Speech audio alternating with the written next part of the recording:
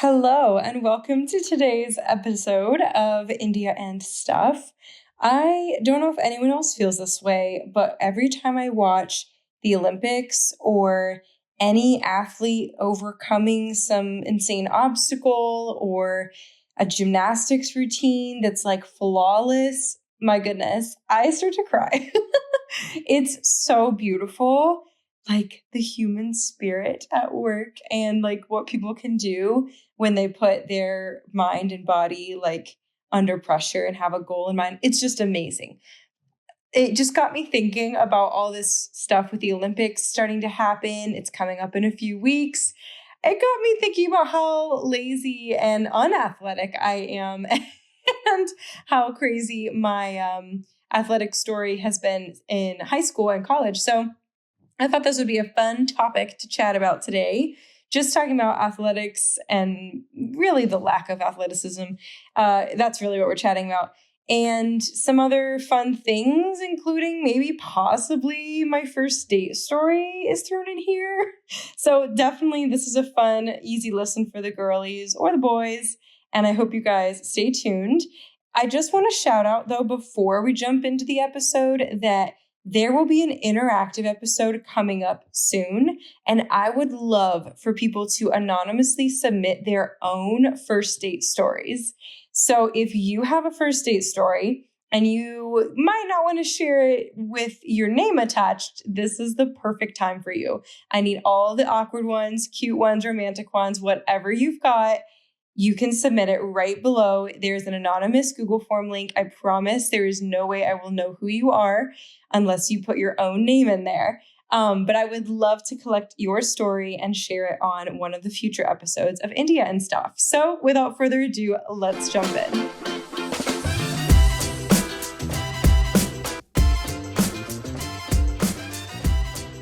All right, so contrary to popular belief, even though I'm built kind of athletically, I am not much of an athlete at all. I definitely have the competitive edge, but I'm not necessarily one of those, athletically inclined girls. I say that because I think of the scene in Princess Diaries where Princess Mia is like, I'm like a yoga, rock wall climbing, Tai Chi sort of girl. Like, I forget exactly what she says, but that's like the vibe. I would be really good at some things that are more, I guess they're still athletics. Like I'm really good at gymnastics when I was younger. I could have been a really good ice skater, I feel like. And I've honestly been trying to get back into ice skating as a fun hobby.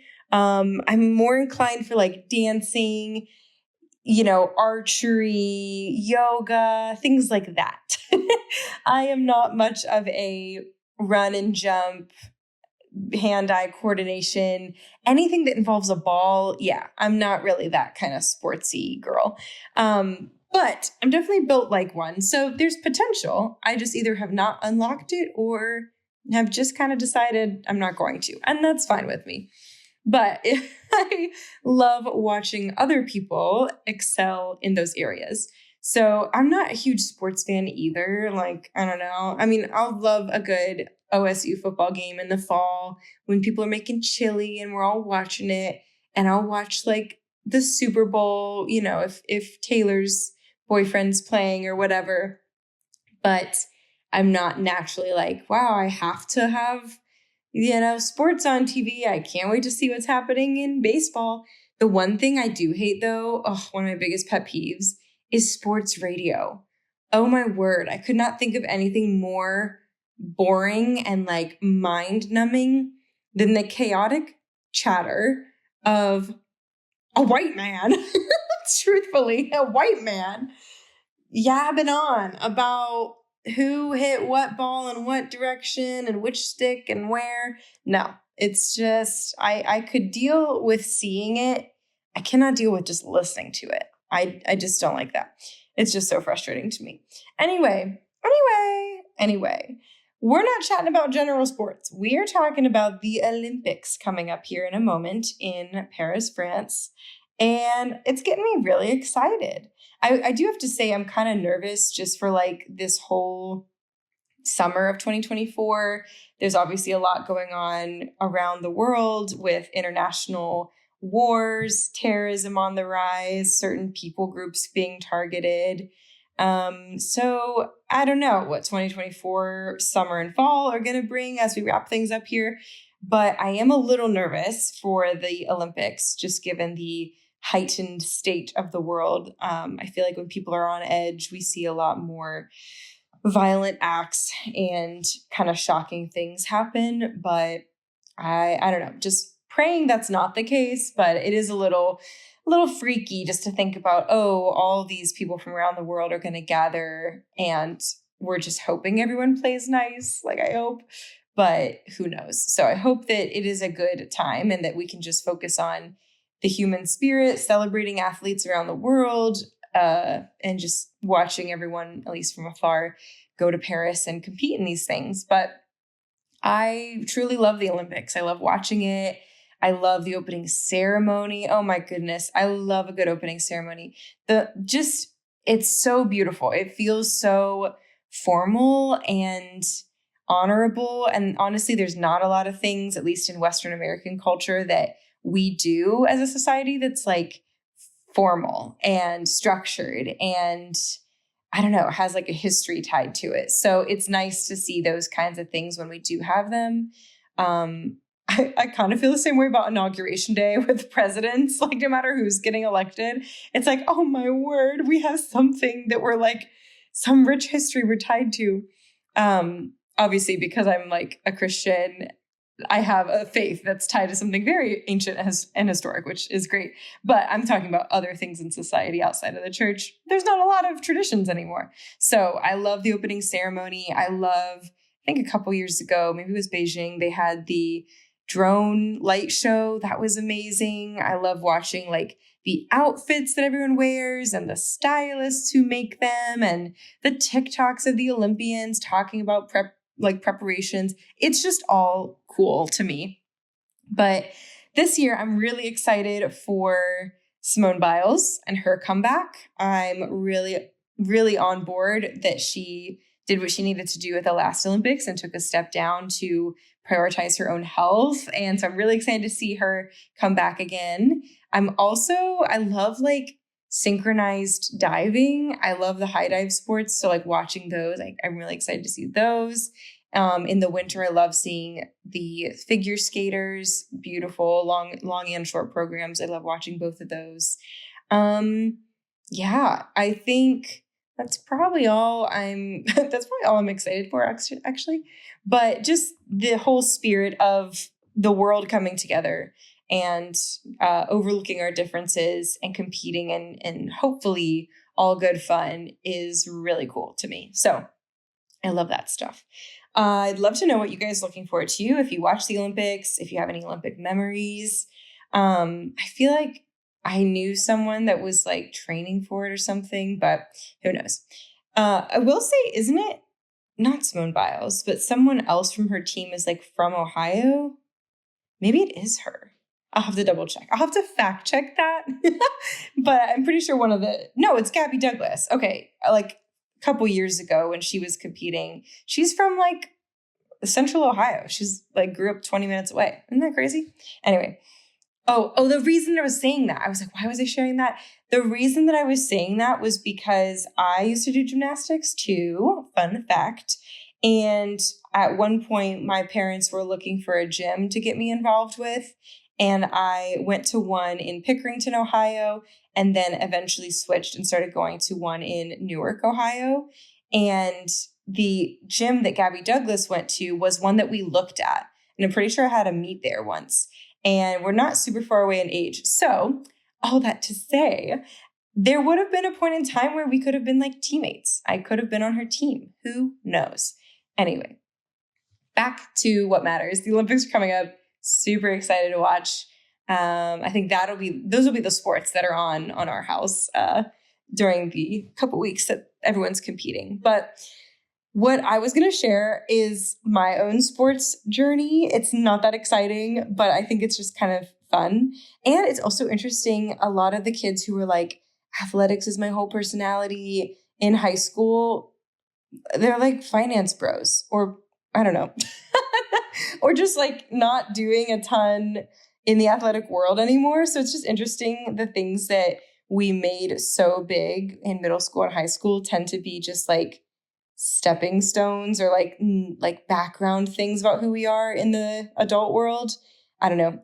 I don't have a fully formed thought on that topic, but I just think it's interesting. So my story with sports. I grew up homeschooled for the first few years of school, up until 6th grade, actually. And at some point during that time, I did like one little small stint with gymnastics. I vaguely remember it. I think I was pretty young, probably like 7 or something. And then we couldn't afford it for a while, so that was fine. I also remember going to ballet when I was probably like 5 or 6 for maybe a month. And then same story, couldn't afford it, couldn't do it. So that's the only like dance experience I have, like formal dance experience, is like maybe a month of ballet. And if you've ever seen me on the dance floor, you would know I'm so good. No, not really. But I do enjoy dancing a lot. And some people have thought that some would speculate that I am a hip hop dancer. That's not true. I am someone who enjoys dancing and moving my body around like a toadstool. But do I have formal training? No, I do not have formal training. I have less than a month-ish of ballet under my belt when I was a toddler. So that's all I got. But yeah, being homeschooled was an interesting experience. I'll have to unpack that more on a later day when I have the capacity to. It wasn't necessarily bad. It just was kind of lonely and not necessarily good. Yeah. But one of the things that meant was I didn't really have any interactions with students, peers, or an opportunity to really play sports outside of Upwards basketball. Now, if you grew up in any small pocket of the Christian or Christian adjacent community, you most likely, if you grew up anywhere in America that was a little outside of a city, most likely you played Upward basketball at some point. This was the thing for like Methodists and Baptist kids to do. This was the thing we did. I think it was always in the winter. I guess that's when basketball season is. I don't really know. But it was like a low cost or maybe even free rec league of like conservative parents who would have their kids do basketball and little sporting events and stuff. So that was like where everyone started. And you could start really young. You could just be a really little kiddo doing it. So I remember doing it because my dad like helped coach, and it was either free or like really cheap to do. But I did it and my brother did it, and he ended up loving basketball. And that was like his sport of choice. He played middle school all the way through high school and a little bit into college. Not like on a collegiate team, but just for fun. So he enjoyed it. That like set him up for a love of basketball, and he was like known for 3-pointers or whatever. I was not that way. I remember distinctly doing a cartwheel in the middle of a basketball game on the carpeted United Methodist floor. I remember vividly the day that I got my first 3-pointer. We were playing a game of basketball. It was during an actual like Saturday game. And the other team was there and they had the ball, and then they were trying to shoot and they fumbled the ball. I don't know if those are the right words. So I grabbed it and I turned around and shot again. And I made it, my first 3-pointer, and I was so excited. And then I turned around and like saw everyone shaking their head, and I realized I had shot the basket on their basket. So that was good. And like that's my experience with it, right? I really didn't care. I didn't really want to be up there running around back and forth on the court. It just wasn't my thing. So I was never really engaged in it. But the whole thing with Upward basketball was it was supposed to be like Christian related. So you'd have a devotional, you'd talk before the game, you'd pray before the game, you'd have Philippians 4:13 everywhere, and then you'd get stars after the game. and different star colors meant different things. So the white star was most Christ-like, and then I don't remember the rest. There was like red, yellow, blue, and black, and like all those stars meant different colors and different things. And I remember one day I let one girl from the other team go in front of me to get water, and because of that, I got most Christ-like that day. So it's honestly so funny looking back at it now. Like, nothing was bad about it. I don't think there's really anything to deconstruct from Upward Basketball, but it's just funny the things that we in Christian culture in America sometimes go, you know what would be awesome? Instead of those public rec leagues, let's make a Christian one where we give out stars and we have little devotionals, and you know what? We're going to have Capri Suns after the game. Oh yeah, that'll teach them. Like, it's so pure, but it's also just silliness that sometimes we make these little things that have to be separate from our communities because we think for some reason that's how we're set apart for the Lord. And maybe, just maybe, we're emphasizing the wrong things. I don't know. What do I know? But I did Upward Basketball for a few years while I was being homeschooled. So it was just like on the weekends. I think we do like 1 or 2 practices in the evening and the weekdays. And then I went to real school, normal school-ish, when I was in 6th grade. I say ish because it was a private school. So it was very small, K through 12. I think I've mentioned it before. Very tiny. So it's kind of normal, but also not normal. My graduating class was like 29 people. And most normal folks who go to school would have like 300, 400 in their graduating class. So then I go to GCA, and while that's happening, I was getting involved with gymnastics, or maybe right before I went to school. So I had been doing gymnastics for a little bit, and I think overall, I often say I did gymnastics for 5 years, but when I look back at everything, I think it was like 3 years. I think it was just a little bit of like 5th grade, 6th grade, 7th grade, 8th grade, like something like that. Because the way my memories work, there's like a lot of gaping holes, which is kind of like oldest sister problems.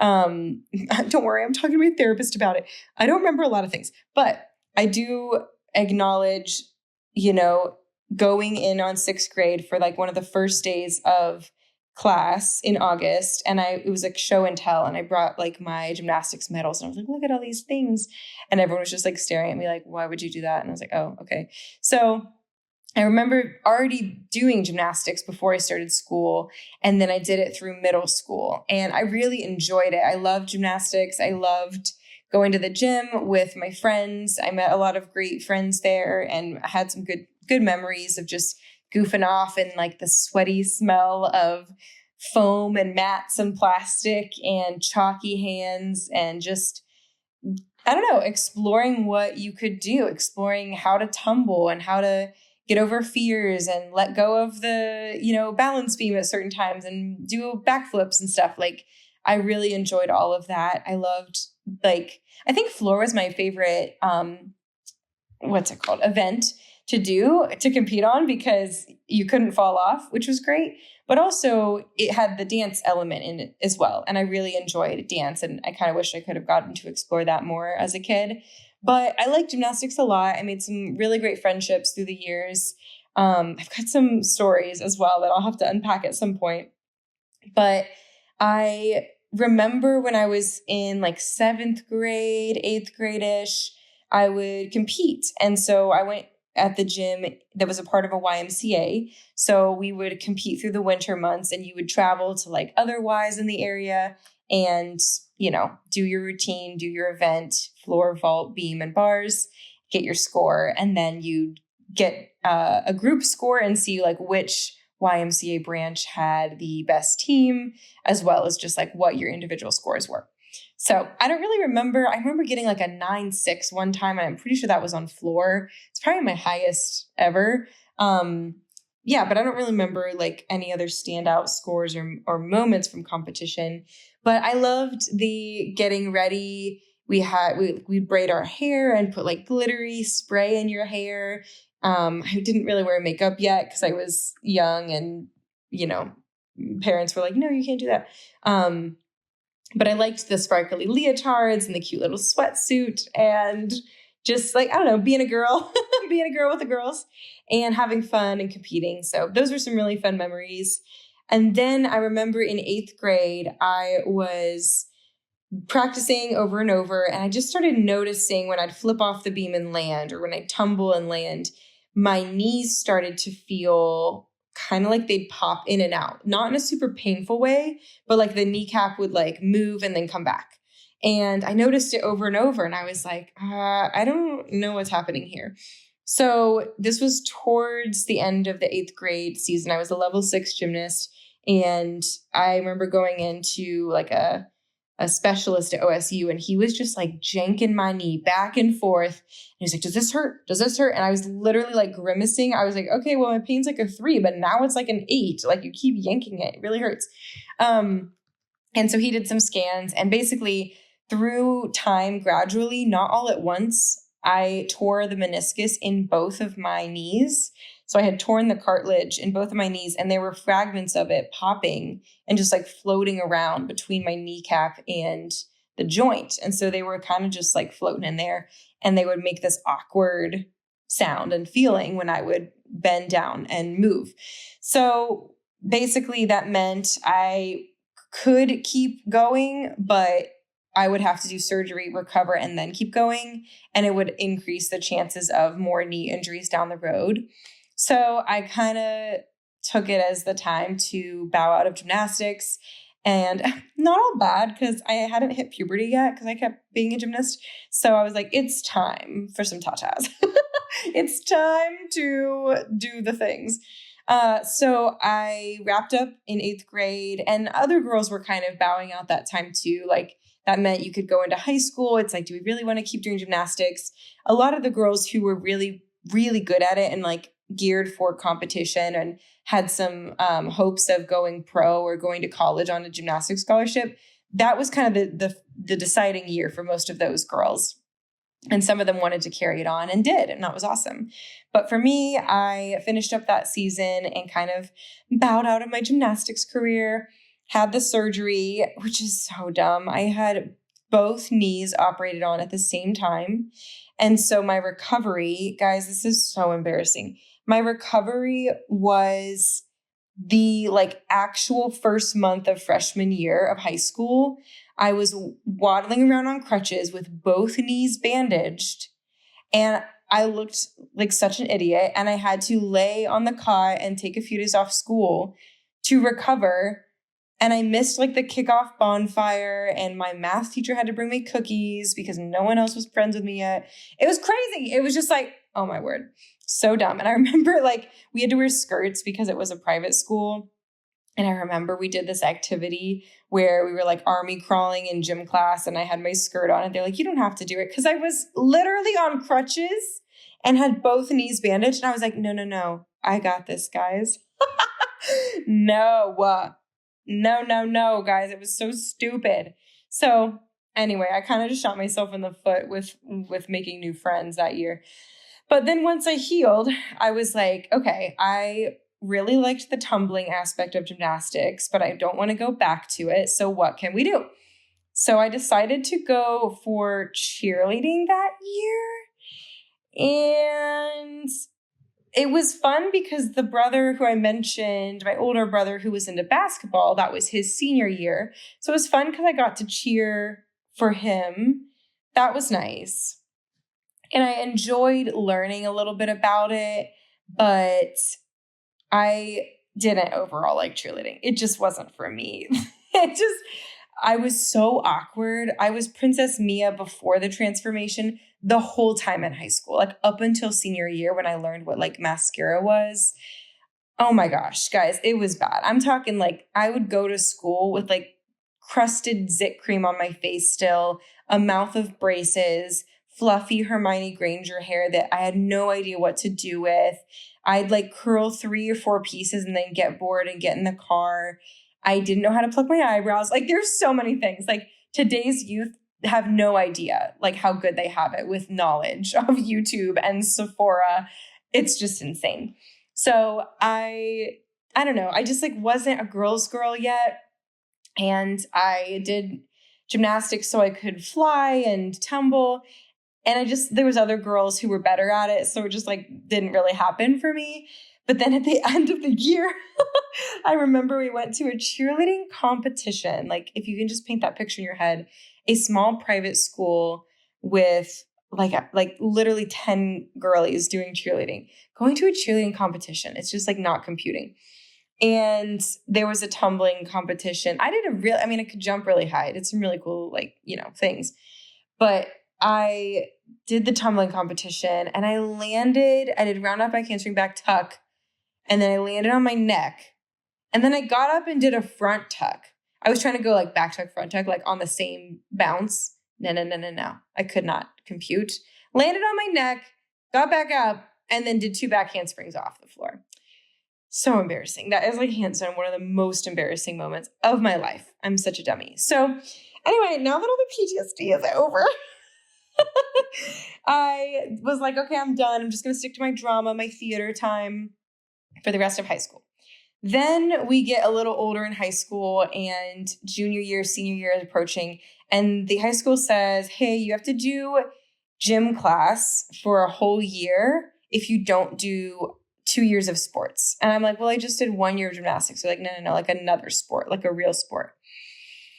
So I was like, fine, I'll do volleyball. Tried volleyball. No, I said, oh, I got this wrong. I said I would try softball. So I tried softball for exactly 1 day. And I was like, this isn't it. No thanks. And then I left.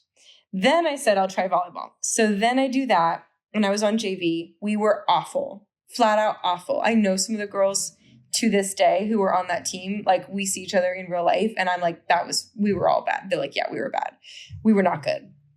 So I did that 1 year volleyball, but somehow I was like, this isn't so bad. I'm not good, but it isn't so bad. So then the next year, senior year, I'm like, I don't want to not do a sport senior year. I want to try to be cool. So I'll do 1 more year of volleyball. Still on JV as a senior because I was bad. But I remember the senior year game. I did an awesome little move. I think I talked about this on the show already, but I did this awesome little block situation that only the tall people get to do in the front row, and I nailed it, and it was so cool. Now it's time for the transition into the awkward first date story, because you guys are all like, wait, what? How does that go in here too? Listen, the whole thing. Wait, was this senior year that I had my first date, or was it junior year? Pretty sure it was junior year. Okay. Junior year of high school, I'm on the JV volleyball team. I'm not good. I'm so not good that I can't even serve, right? I serve short every time. I couldn't find the right the right timing, whatever. It was bad. My best friend's dad was one of our coaches, and he would like shake his head in the corner every time. I was like, I'm disappointing John. I feel so bad. So it's like a known fact that I can't serve, but you have to in volleyball. You rotate, someone serves. I remember distinctly, 2 weeks before this specific game, I get this message okay, I got to back up. I got to tell the whole story. So junior year homecoming dance, like in the fall, I think we called it the fall formal. My friend brought a guy from a different school as her date. And I was like, that's awesome. I wonder if they're dating. And he was fun to dance with. I remember we were all dancing together. And then shortly after the dance, like a couple of days after, he messages me on Facebook and was like, so great to meet you. You were so fun to dance with, whatever. And I was like, this is my friend's friend. Like, I don't want to be poaching someone's boyfriend. So I was like, oh yeah, whatever. And then I chatted with her and she was like, oh, no, we're just friends. I'm not interested in him, but I think he's interested in you. I was like, oh my gosh, are you sure? Like, I've never had a boyfriend. I've never had a date. I was very into fangirl theories. I had a crush on Flynn Rider and Josh Hutcherson and the Hunger Games. That was my thing. I was the crazy fangirl thing. And he eventually, he's messaging me on Facebook and he asks me out. And I was like, oh my gosh, I have my first date. This is exciting. So we just went on like a walk, got some ice cream or something. I don't know. Nothing special, but like, we had a little first date and I was all giddy and excited and it was good. And so the following week, I think, was this volleyball game. And we're talking on Facebook Messenger, because I don't even have a phone. I had an iPod that I could use Wi-Fi to text with. Like, that's what I had. So we're like Facebook messaging and everything. And I invite him to this game. And he, says he's going to be there. So that's my little prelude to the game. So we're at this, home JV game, whatever. I'm up to serve and I see him in the corner of my eye. And I am not kidding you guys. I served 7 times in a row and scored on every serve because my serves were so short. They kept falling just barely over the net. I had enough oomph to get them over the net, but not enough to be like what other volleyball girls would want for in a serve, like how you actually volley the ball. So I literally scored 7 times because this random guy showed up to my game. And I just think that's the coolest story ever. So that's how my first date turned into my best points day in volleyball. My coach was thrilled. She was like, can he come every time? So the other thing that was so funny about this is shortly after we go on a second date, ice skating with his whole family. I don't know what we were thinking in high school. Like, this is a good way to know each other. And then I'm like, okay, this isn't, I just don't think this is going to work. Something feels a little off. And my intuition was correct because he then informed me that he wasn't attracted to girls and he was going to use me as the excuse to come out to his family. So a little awkward womp-womp situation with that. But then a couple years down the road, I realized my friend confided that he never actually asked me out, that it was her, the girl that he, took as his date to the homecoming dance. It was her on his Instagram, and she was helping him discover the plan to help him come out to his family. So she was like, who's desperate, who's never had a date? India. So you can go out with her, tell your family. She revealed that, your true feelings.